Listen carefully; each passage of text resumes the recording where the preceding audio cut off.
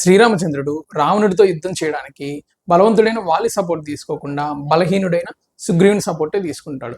దీని వెనకాల ఒక మోరల్ రీజన్ ఉంది. వాలి అనేవాడు బలవంతుడైనా సరే మంచోడు కాదు, దుష్టుడు, నీచుడు అనమాట.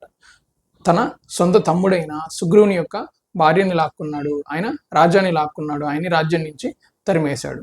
ఈ విషయం శ్రీరామచంద్రుడికి తెలుసు కాబట్టి స్ట్రాటజికల్గా వాలి సపోర్ట్ తీసుకుంటేనే శ్రీరాముడికి లాభం. కానీ ఆయన ధర్మం సైన్ నిలబడ్డాడు, ఏది ధర్మమో అదే చేస్తాడు కాబట్టి బలహీనుడైన సుగ్రీవుని సపోర్ట్ తీసుకున్నాడు. ఎందుకంటే సుగ్రీవుడు మంచివాడని ఆయనకు తెలుసు, వాలి మంచివాడు కాదు దుష్టుడని ఆయనకు తెలుసు.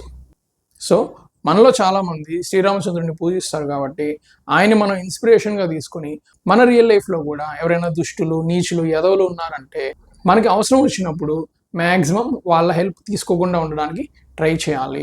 ఎప్పుడైతే వాళ్ళ హెల్ప్ మనం తీసుకుంటామో మనల్ని మనం తగ్గించుకున్న వాళ్ళం అవుతాం. దుష్టుడు, నీచుడు ఎవరైతే ఉన్నారో వాళ్ళ లెవెల్ మనం పెంచిన వాళ్ళు అవుతాం. సో రాముని ఇన్స్పిరేషన్గా తీసుకొని దుష్టుల చెంత చేరకుండా వాళ్ళ హెల్ప్ మనం తీసుకోకుండా కష్టమైనా సరే సరైన మార్గంలో వెళ్ళడమే ఉత్తమం.